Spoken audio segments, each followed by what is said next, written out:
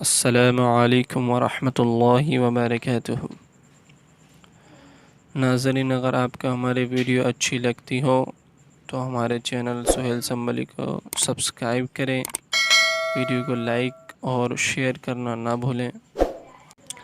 اللہ تعالیٰ کا ہاتھ جماعت پر، یہ ذہن میں رکھنا، دلوں کے اجتماع کو اللہ تعالیٰ کے یہاں قبولیت میں بڑا دخل ہے۔ اب آپ سنیے کہ ہر روز پوری دنیا میں اپنے اپنے گھروں میں لاکھوں انسان بلکہ کروڑوں مسلمان روزانہ دعا مانگتے ہیں، مگر وہ اپنے اپنے گھروں میں مانگتے ہیں۔ اللہ تعالیٰ کی طرف سے ان کی قبولیت کا وعدہ کوئی نہیں ہے، اور چند لاکھ مسلمان میدان عرفات میں اکٹھے ہو جاتے ہیں۔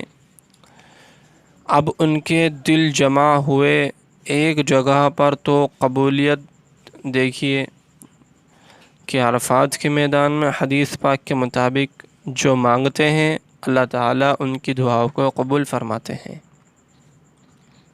بلکہ حدیث پاک میں یہ بھی آتا ہے کہ اللہ تعالیٰ کے نزدیک سب سے بڑا گنہگار وہ ہوتا ہے جو عرفات میں وقوف عرفہ میں دعا مانگے، پھر یہ کہے کہ میری دعا قبول نہیں ہوئی۔ سب سے بڑا گنہگار وہ ہے، اتنے اللہ تعالیٰ ناراض ہوتے ہیں۔ تو معلوم ہوا کہ مل کے جب کوئی عمل کرتے ہیں تو یدک اللہ علی الجماعت، تو جماعت کے اوپر اللہ تعالیٰ کی رحمت کا ہاتھ ہوتا ہے۔ لہٰذا جب مل کر دعا مانگیں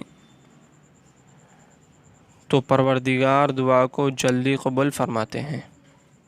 ناظرین، اس سے یہ ثابت ہوتا ہے کہ مل کر دعا مانگنا، جماعت بنا کر دعا مانگنا، اکیلے دعا مانگنے سے، انفراد میں دعا مانگنے سے بہت بہتر ہے، اور اس سے اللہ تعالیٰ دعا بھی جلدی قبول کرتا ہے۔